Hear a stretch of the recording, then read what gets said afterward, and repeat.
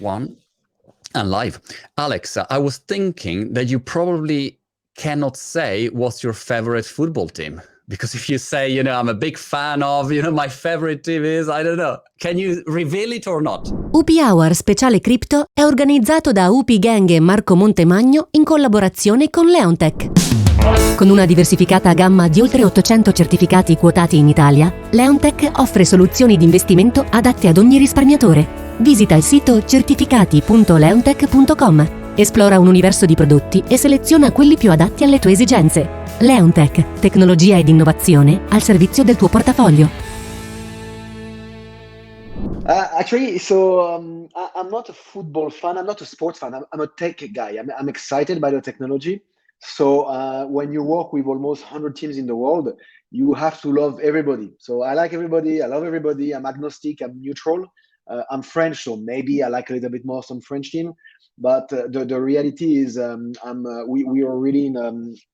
Me and most of our people here, we developed something very new, obviously with the fan tokens and everything. But we almost cannot attach our emotions to a team because otherwise it will not work. That's fair enough. I also was wondering, how is that possible that there are so many good tech French entrepreneurs? I remember a few years ago, I've been to Le Web. Do you remember Le Web? It was Le Blogs and then Le Web. Loic Lemeur. Yeah, he was organizing the event and I was co-hosting one year. And there were so many French great entrepreneurs. I wonder what's going on there. Is like the environment, is the culture, is the history? I guess in French we have this expression: we don't have petrol, but we have ideas. Right. So I suppose it's related to the fact that I don't know. I mean, it's a big country, a lot of arts and a lot of tech background, massive tech background, engineers, etc. So maybe we are just hungry to create stuff. I don't know. I would not know why, to be honest. And do you think there are a lot of crypto projects now in France or coming from France entrepreneurs? So I'm actually French, but I live in Malta for the last 16 years. And we have a tech office in France. But I'm not an expert at all about the French tech, as we call it, or the French landscape. But yeah, of course, there is amazing. First of all, there is actually a regulatory framework that is crypto friendly. It's expensive in terms of tax, but still there is a regulatory framework. And there is a question about there is a lot of tech company, not enough B2C businesses, I would say. There is no French exchanges. There is no, there is one, but small one. There is no there is Solar, of course, the NFT fantasy game. But crypto businesses that are very successful globally, there is 3 or 4 for now. Hopefully there will be more. Right. Interesting. I'm sorry, Alex. I'm always curious because I live in UK for 9 years, but I see how many crypto projects now are starting off in Italy, and it's insane. It's really incredible the level of projects. Is it fake news that you started, let's say, to explore the token funds concept while you were doing a different project on online poker or online gambling? Yes. Or is it fake news or real? Fake news would probably not be the right thing. No, what happened is in 2016, we had a company called Global Poker League, GPL. And we created literally a sports league from scratch. And we have 12 teams, 12 franchises, the London Royal, the Rome Emperors, the Paris Aviators, the New York Rounders, whatever. We created 12 different teams. And we created a TV studio in US, in Las Vegas, another one in Europe. And for 1 year, we run a league. But it didn't work. It didn't work in a way that it was, we delivered, but there was not enough audience, there was not enough appetite, there was no monetization.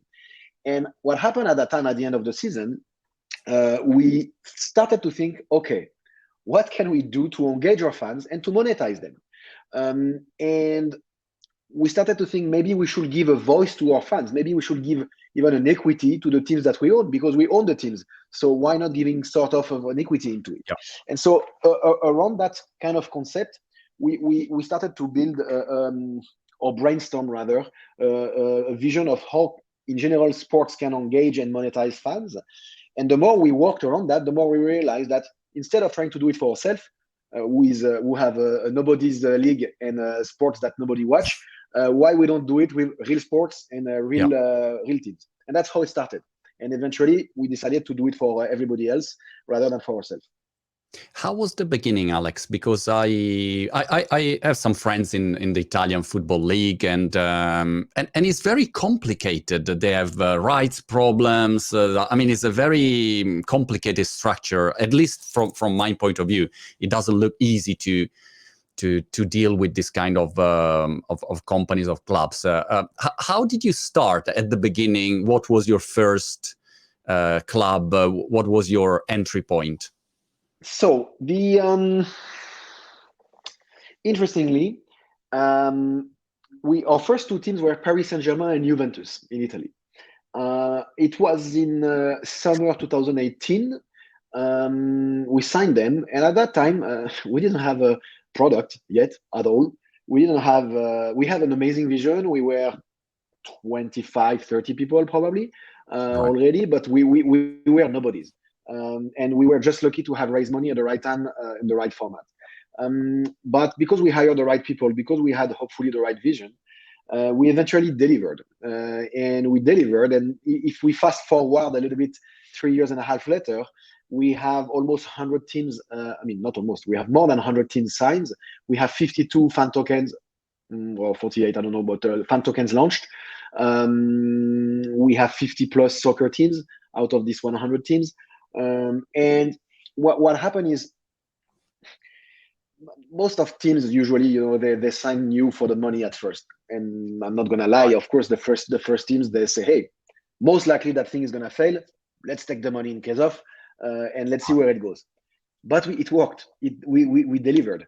And so then we started to grow, and now we are almost 200 people in the company, and trying to build a massive, hopefully, sports ecosystem that is backed and powered by fan tokens, but by blockchain and crypto.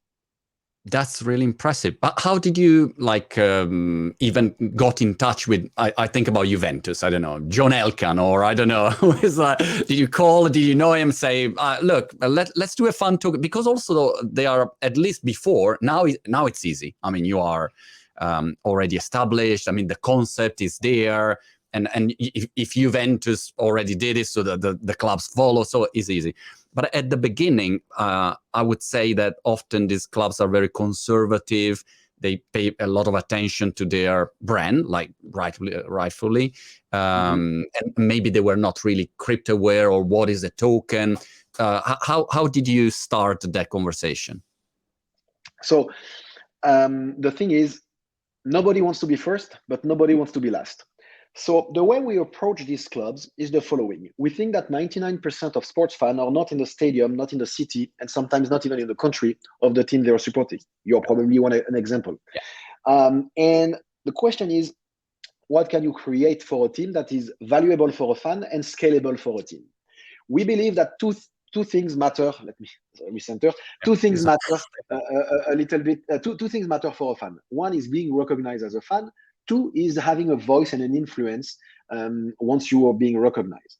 And so we started with that vision, and we believe that fan tokens they are not the new way, they are just a new way to engage and monetize your fan. How? You own this token. Of course, this is a coin and it's just for the sake of representation, but you own one of these. There is only 20 million of them. This is yours, and as long as you own it in your socios.com app or somewhere else, you can vote on decision of the club. And because there is a limited amount of this, there is scarcity. Because there is scarcity and there is demand, there is a market value, and if there is a market value, there is a trading component. And we think that actually everything in sports is tradable. Tickets are tradable. You buy tickets the same day of by a scalper or whatever. The teams trade players. Broadcasting rights are tradable. So everything that has value and has scarcity and is limited has actually a trading value. We do believe, even though sometimes it's a bit weird to understand, that fan engagement is one of them. And why? Because eventually you own, instead of owning a piece, in UK there is this big debate about fan owning a piece of a club, shares of clubs, etc. I actually don't believe that fans should own shares of clubs. Doesn't give any advantage. But owning a share of influence is actually more valuable. And using technology, blockchain, where the voting is on chain, when you vote with our token, the voting is on chain actually. So we are using technology to give fans something that never been done before. And now we have to educate. Give me an example of the voting that you can do. What kind of things could I vote for? Juventus was the first one to launch this, and I always like it as the first one. Is the fact that you were able to vote for the music in the stadium. So every time there is a goal that is scored, usually it was, I don't remember the name, but for 8 years was the same music every time you score a goal, which makes sense. But now they changed the music with the choice of the fans, which makes sense as well, because at the end, who else would choose the music except the people who's going to listen to it? And it's a bit the same with the jersey. We have Galatasaray in Turkey, who eventually ask their fans what number you want to have in the jersey of the new player we just signed. Some clubs ask the design of the jersey between A, B, C, D, approved by Nike or Adidas, of course, but still you choose between this. So there is a lot of non-sports, non-business decision that can be fan influence, and we think it's valuable. It's going to take time because sometimes it's gimmicky. It's not enough. It's not strong enough. But in the next few years, when you'll have millions and millions and millions and millions of users, we do believe it's gonna pick up. Yes. And I imagine also you can offer all sorts of things. It's just a matter of imagination and say, all right, one night with Ronaldo, if you attend, I don't know, all the matches, and I don't know. I mean, you can create anything there. Yeah. So when it's player related, it's a little bit more complicated because the clubs don't kind of own the player. Yeah. But you can imagine doing a lot of things with clubs. We do NFTs on top of that. So for example, if you own a AC Milan token and Zlatan is scoring tonight or whatever, then there is 100 people out of the thousand or thousands of thousands of people who own AC Milan token who will receive NFT of that goal. Just for now, it's just a basic picture as a moment and a highlight of it. But what we are trying to do is what we call utility NFT or live NFTs, meaning that if you own all the goals of this season, which actually you can't except if you're like super mega lucky because they are given randomly to fan token holders. Yeah. So if you own all the season ticket holder, meaning that either you bought them on the market, on the secondary market, or either you got lucky, but it's not possible. I mean, unlikely. If you own all of these goals of this season, you will be invited in our VIP box, or you will be invited to have an amazing VIP experience that money cannot buy. So we see NFTs as a reward layer, kind of a loyalty layer towards ownership of fan tokens. If you were like a super crypto enthusiast, you will say, oh, you have to stake your fan tokens in order to get NFTs. Yeah, sure. And then you can trade your NFTs in order to get more. Yes, sure. But if you think sports-wise and fan-wise, it's about loyalty and rewards. I love it. Can I ask you one doubt that I got when I was approaching the token topic for my community? I got 3 million followers, and I thought, all right, I could launch my Monty token, and it's the same thing. Like it's like a team. I can launch my token, and if you have my token, maybe you have access to some events or calls, or I don't know. I can send you my new haircut. I don't know, whatever it is. Okay. The problem that I saw, and I kind of stopped, and I started to move more to NFTs, was like the legal implication, fiscal implication is still a scenario that maybe I don't understand. So I was worried more about that. How did you solve this for the teams? Obviously, these are mega clubs, mega companies. I mean. Yeah, but you could argue that I mean, of course, PSG, Juventus are big, but we have much smaller teams, and I'm pretty sure you have you have a strong community that will be probably very active towards this token. We haven't done individual tokens yet for a very simple reason: is we are struggling finding the right formula. Even if we had the opportunity to do a Ronaldo or a Messi token, I'm not sure we would do it. I'm actually against it. Why? Because what's the value and the utility of the token once the player retires, when he dies? The guy already doesn't have any time to do anything outside of their sponsors. So I would be tempted to believe that fan tokens or social token, as we call them sometimes, are more valuable maybe for community like yours, because you are a media, you have a platform to support, while players don't. They have social media, of course, but besides just promoting that, what can they do? You can do more. So it's debatable. Not gonna lie, we are focusing more on teams right now. We think teams will last for 100 years. So Yeah. if we are lucky, tokens as well.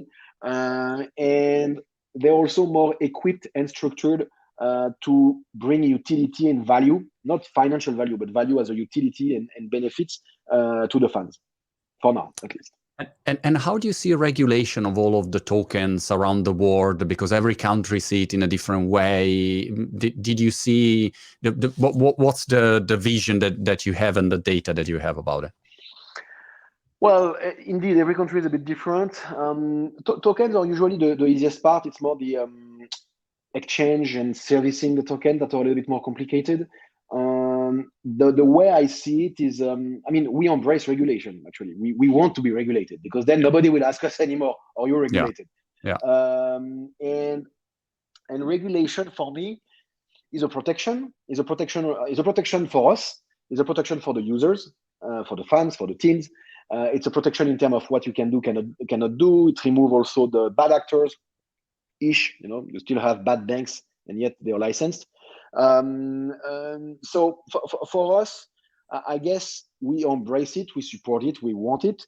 The question is, what is regulation? Do you regulate fan engagement? Do you regulate crypto? But what does it mean regulating crypto? Does it mean that every time you spend $1, you need to do something special? I mean, there is plenty of question mark.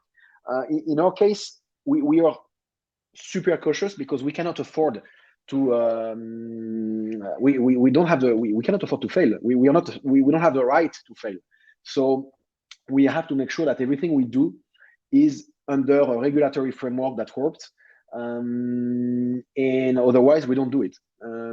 That's why in US we have something very specific, and the rest of the world something different. Some countries we do not accept, obviously.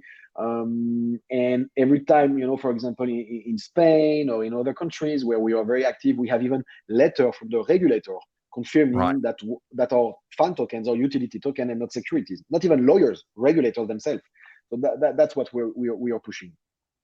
It's interesting, this also debate about NFT or tokens. I saw a company that for musicians, they just got a 55 million round from Andreessen Horowitz, I think. Yeah, so yeah.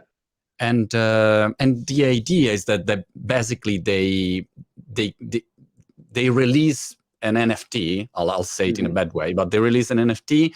NFT give the musician fan a cut of the royalties on all the streaming, and of course it gives the artist full control, 80%, whatever is there, and which is, I think, a very fascinating system. But I don't know again how fiscally the tax side of this, how will it work? Because if you reward, for instance, with a token, you say, all right, you get 5% of all the revenues of Juventus go back to the fans. Of course, that will be very interesting, but then I don't know how it works. How do you see this NFT and tokens working together? I think they're different products.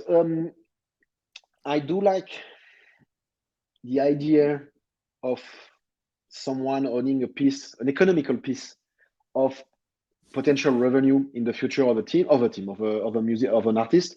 But there are legal issues. I'm not even talking about tax. I have no idea.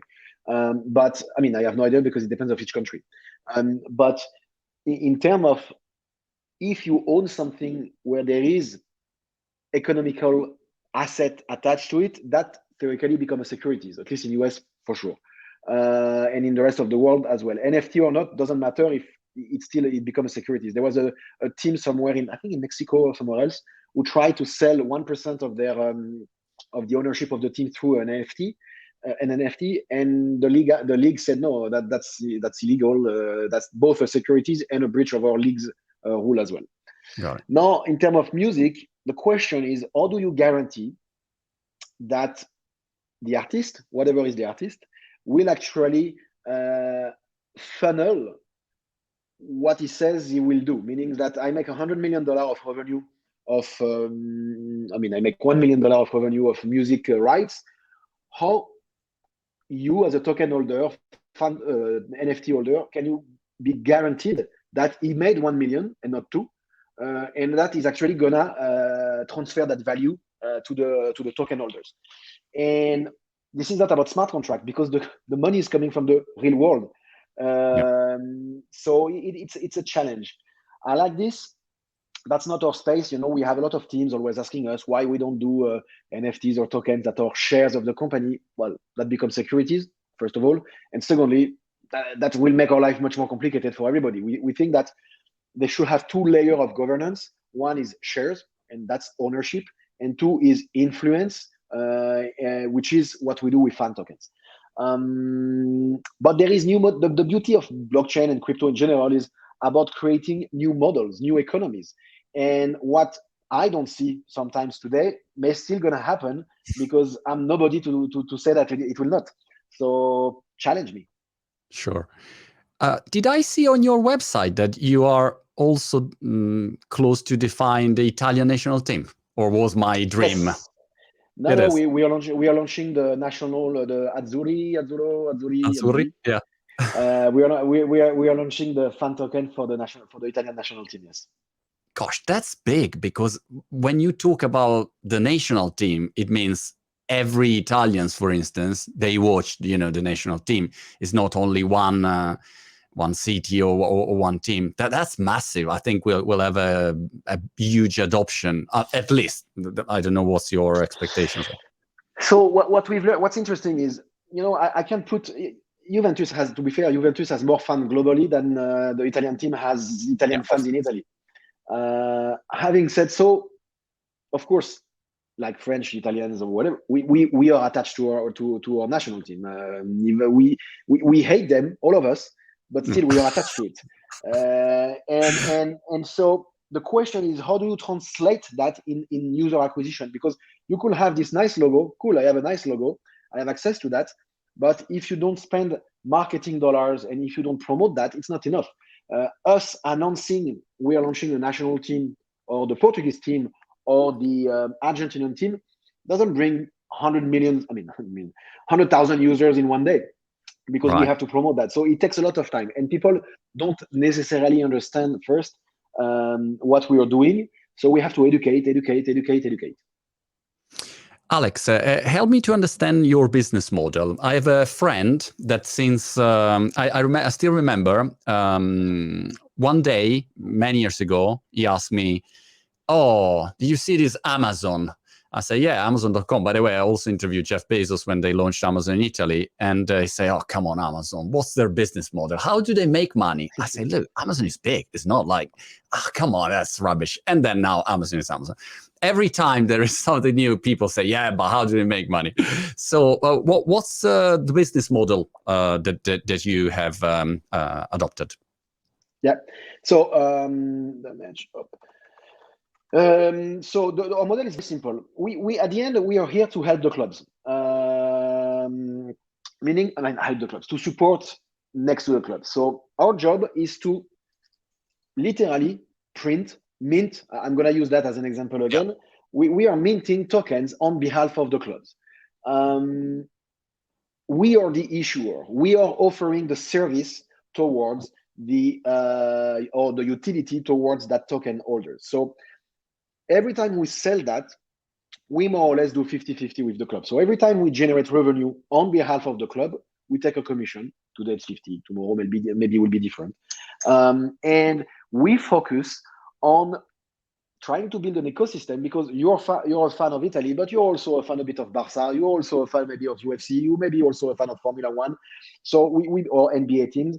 So we are trying to create a sports ecosystem where everything is in the same ecosystem, open, which for now it's not, but it's going to be more and more open.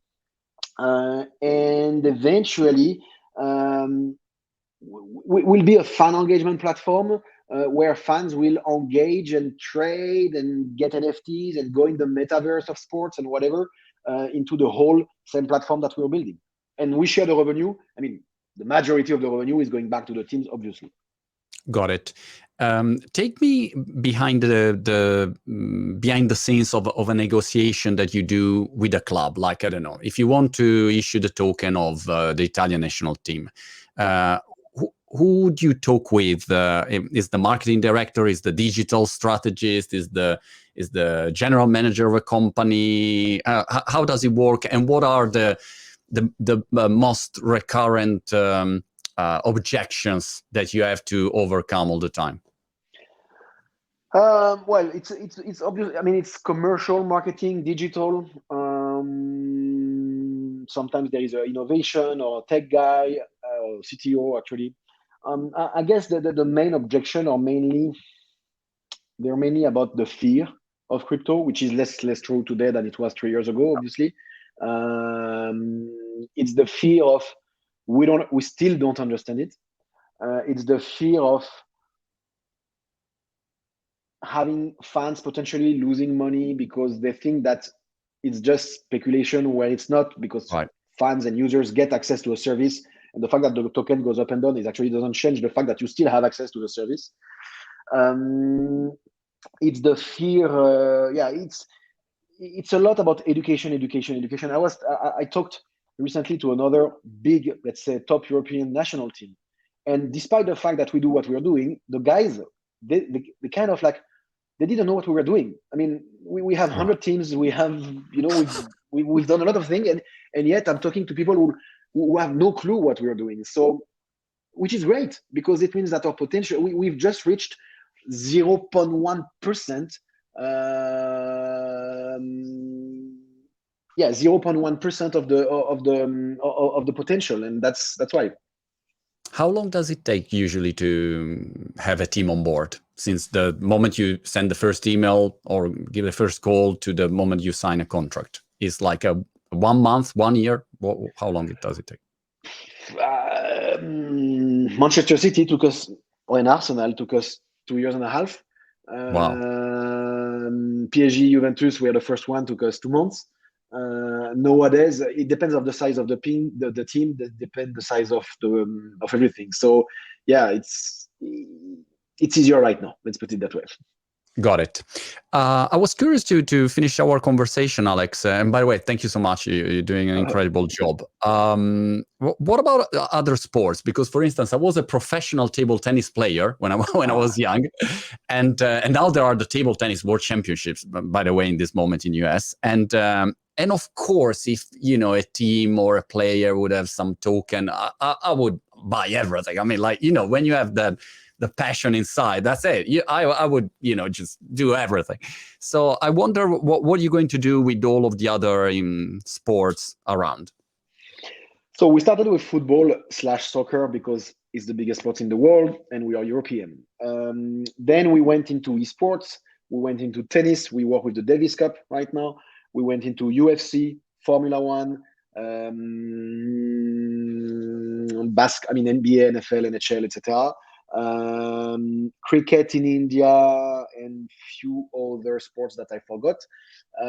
We cannot do everything at the same time because we're also constrained in terms of resources, and also obviously we focus for now mainly on mainstream sports. Who have like significant fan base that hopefully at some point we can convert 1, 2, 3, 4%, and that's what we were pushing. So today in 2021 or almost 2022, the fans are not anymore fans of one team, one sport. They're fans of multiple teams and multiple sports. So that's why it's important to aggregate as many IPs and many partners on the same ecosystem. UFC is massive, but Yes. Dana White, by the way. But in I don't think it's an easy negotiation with Dana I look White. like Dana White. Every time I go to Las Vegas, people say I look like Dana White. I think it's a tough negotiator, Dana White. I don't know. You know more than me. But we didn't. Yeah, I didn't work with him. It was his team anyway. all right, because in that case, it's a single sport, so it's not a team sport. So I wonder how you deal with single sport or team sports. So here was interesting because it's indeed a single sport and it's actually a league, sort of. So we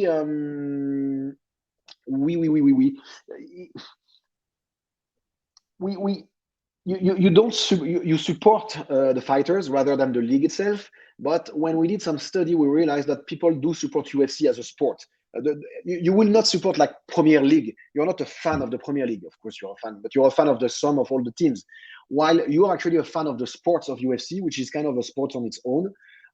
And so we try different things. The value proposition for fans is a little bit different. And we are trying to work out how this can work properly. But it's going to take years to get where we want to be. Got it. Alex, thank you so much. It was really, really interesting. Good luck for everything. Thank you.